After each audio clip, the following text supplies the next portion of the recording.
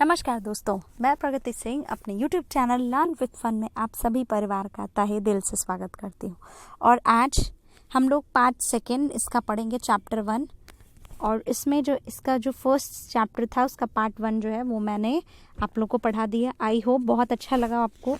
पूरा कंटेंट जो है वो हिंदी में है, तो कुछ भी समझने में कोई दिक्कत नहीं हुई होगी आपको। और मैं पूरी कोशिश करती हूँ कि जितना अच्छा मैं पढ़ा सकूँ आपको बहुत अच्छे तरीके से पढ़ाऊँ।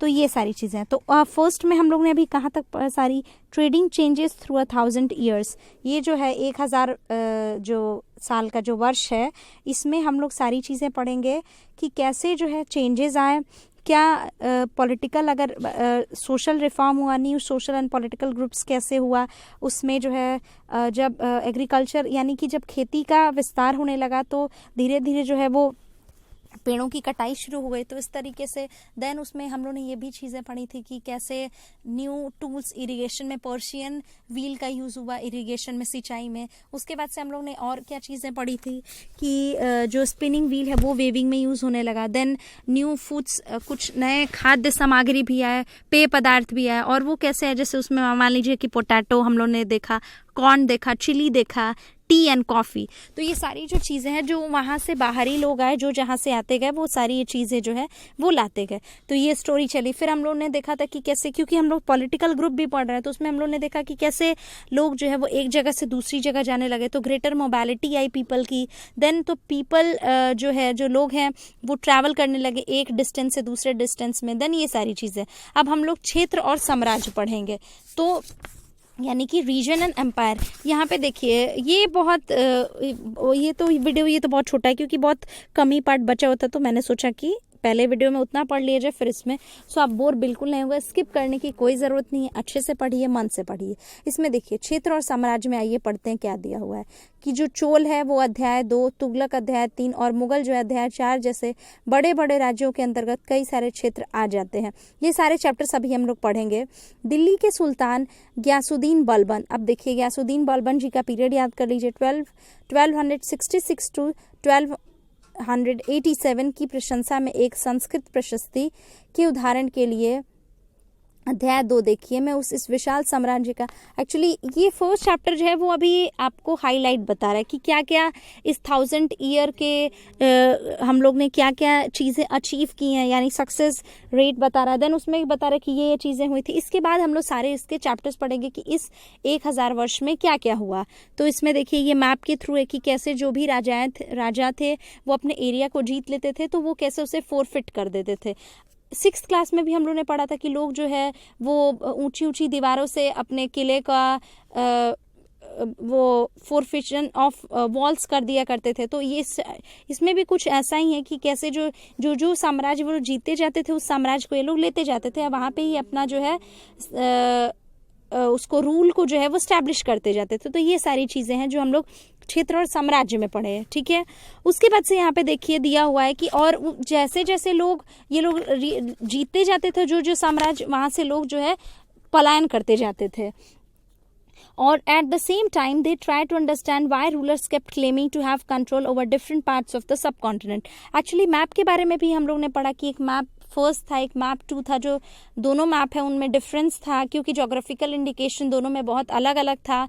तो ये सारी चीज़ें। उसके बाद से यहाँ पे देखिए, यहाँ पे जो है एक पोएट है अमीर खुसरो ने, उन्होंने कुछ चीज़ें नोटिस की। कब? 1318 में। क्या क्या नोटिस की कि इस देश के हर क्षेत्र की एक अलग भाषा है, जैसे कि सिंधी हो गई, देन लाहौरी हो गई, काश्मीरी हो गई, उसके बाद द्वार समुद्री जो दक्षिण कर्नाटक में है, तेलंगानी आंध्र प्रदेश में है, गुजरी जो है गुजरात में है, मबारी जो तमिलनाडु में है, गौड़ी बंगाल में है, अवधी जो है पूर्ण उत्तर प्रदेश में है, और जो हिंदवी है वो दिल्ली के आसपास के क्षेत्र में। तो इस तरीके से है।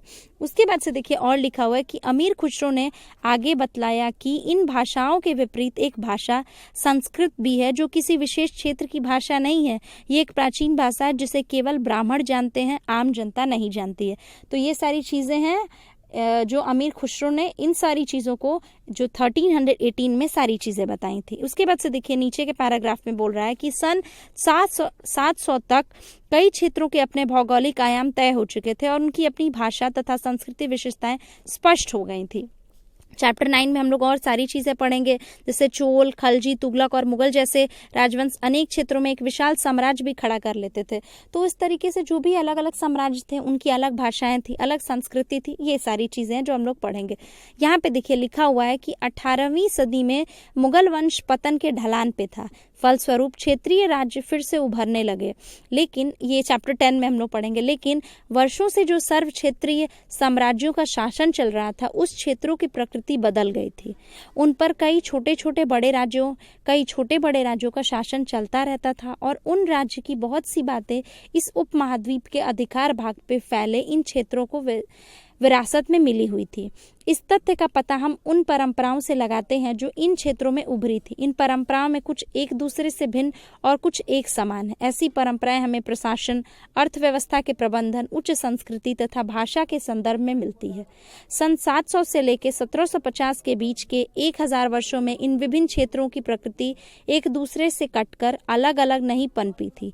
हालांकि उनके चरित्र की अपनी विशेषताएं बनी रहती थी, मगर समन्वय की सर्व क्षेत्रीय ताकतों का प्रभाव भी उन पर ही पड़ा था। तो ये सारी चीजें। अब देखिए पुराने और नए धर्म, धीरे धीरे जो है वो नए धर्म भी आने लगे, कुछ पुराने धर्म थे वो भी थे, कुछ रिफॉर्म भी हुए धर्म में। तो ये सारी चीजें हैं जो हम ओल्ड एंड न्यू रिलीजन्स। इसमें देखिए इतिहास के जिन 1000 वर्षों की पड़ताल हम कर रहे थे, इनके दौरान धार्मिक परंपराओं में कई बड़े परिवर्तन आए। दैनिक तत्व में लोगों की आस्था कभी कभी बिल्कुल ही व्यक्तिगत स्तर पे होती, मगर आमतौर पे इस आस्था का स्वरूप सामूहिक होता था। तो अगर पूछेगा कि मेडिवल में कैसा होता था, तो पहले व्यक्तिगत होता था, बाद में आमतौर पे जो सामूहिक होता था। तो ये सारी चीजें हैं। उसके बाद से देखिए ये सबसे इम्पोर्टेंट जो है वो इसमें ये दिया हुआ है कि ये कई शासक इस्लाम और जो इसके विद्वान दो हैं, सिया और सुन्नी जो उसमें होते हैं कैटेगरी, तो उनको डिफाइन कर रहा है। देन यहाँ पे बोल रहे देखिए समय और इतिहास के कालखंडों पे विचार। It's very very important. क्यों? क्योंकि इससे क्वेश्चन आया हुआ है प्रीवियस ईयर का। मैं डाल दूंगी आपको कि ये क्या पूछा हुआ है। यहाँ पे देखिए कि इतिहासकार समय को केवल घड़ी या कैलेंडर की तरह नहीं देखते। ये वाला पैराग्राफ पे आइए, ये लास्ट वाले, कि 19वीं सदी के मध्य में अंग्रेज इतिहासकारों ने भारत के इतिहास को 3 भागों में बांटा था। तो पूछता है कितने में? तो 3 में, हिंदू, मुस्लिम और ब्रिटिश। तो ये सारी चीजें हैं जो हम लोग इसमें पढ़ेंगे। तो ये किस बेस पे बांटा गया? एक्चुअली ये बेस जो बांटा गया था, ये बोला गया था कि सबसे इम्पोर्टेंट जो है वो रिलीजन होता है उस, तो इसीलिए उस बेस पे जो है उस टाइम के हिस्ट्री को और टाइम को बांट दिया गया। बट जो अदर हिस्टोरियंस थे, later historians, they didn't accept this type of category. तो उन्होंने इस तरीके के विभाजन को, इतिहासकारों ने, जो आगामी इतिहासकार थे, उन्होंने इस काल विभाजन को नहीं एक्सेप्ट किया। तो ये सारी चीजें जो है।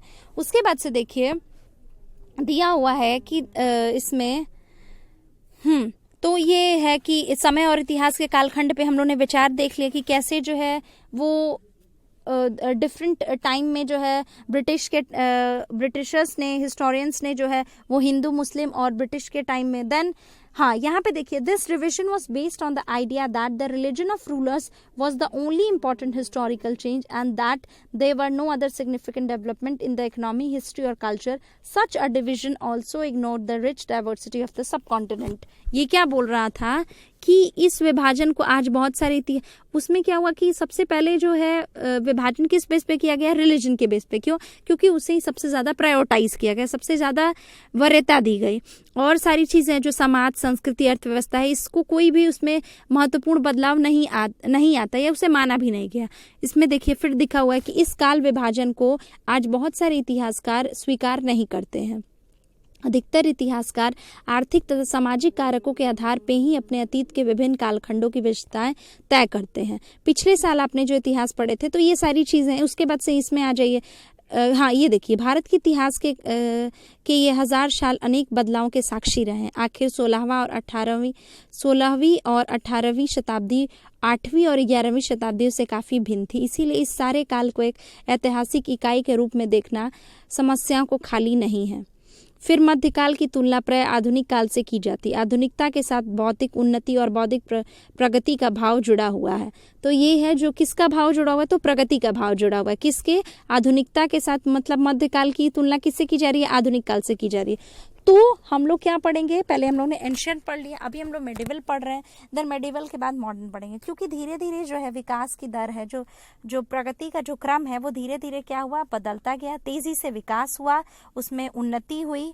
तो ये सारी चीज़ें हैं जो हम लोग ने अभी इस फर्स्ट चैप्टर में पढ़ा। उसके बाद से देखिए दिया हुआ है इसमें, इन 1000 वर्षों के दौरान इस उपमहाद्वीप के समाजों में प्राय परिवर्तन आते रहे और कई क्षेत्रों में जो है विभिन्न साम्राज्य की स्थापना हुई। विभिन्न साम्राज्य का जो सांस्कृतिक, जो सामाजिक या जो वहाँ का आर्थिक जो व्यवस्था थी वो भी धीरे धीरे चेंज होती गई। तो ये फर्स्ट चैप्टर में हम लोग ने पढ़ा, जो आज के लिए मुझे लगता है कि एनफ है। फर्स्ट पार्ट इसका आप लोग पहले देख लीजिए, देन सेकेंड पार्ट देखिएगा। तो इस तरीके से है जो हम लोग ने क्या पढ़ा कि कैसे जो है 1000 का जो टाइम है, 1000 वर्ष का जो समय है, उसमें कैसे कैसे ट्रेडिंग हुई, क्या क्या हुआ, ये सारी चीज़ें हैं। उसके बाद से फिर हम लोग जो सेकेंड चैप्टर है उसको पढ़ेंगे और इस तरीके से सेकेंड चैप्टर जो है हम लोग का क्या है, न्यू किंग्स एंड किंगडम्स है। तो न्यू किंग्स एंड किंगडम्स हम लोग पढ़ेंगे। देन उसके बाद से जो थर्ड चैप्टर है वो दिल्ली सुल्तान से। तो ये है जो चीज़ें पढ़ेंगे। तो फर्स्ट चैप्टर आई होप आप लोग को सारी चीज़ें जो मैंने आपको बताई धीरे धीरे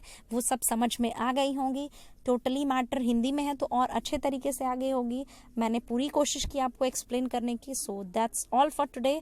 वीडियो अच्छा लगा होगा तो लाइक कीजिएगा, शेयर ज़रूर कीजिएगा, सब्सक्राइब कीजिएगा चैनल को नए होंगे तो। और सारी चीज़ें हैं धीरे धीरे जो हम लोग अब आगे की तरफ बढ़ते रहेंगे और सारी चीज़ों को बहुत अच्छे तरीके से, बहुत एक समग्र रूप में जो है हॉलिस्टिक मैनर में कंप्लीट कर लेंगे। So that's all for today. I hope आप लोग को सारी चीज़ें हैं वो समझ में आई होंगी। So thank you so much. और नेक्स्ट वीडियो में हम आप लोग मिलते हैं सेकेंड चैप्टर के साथ।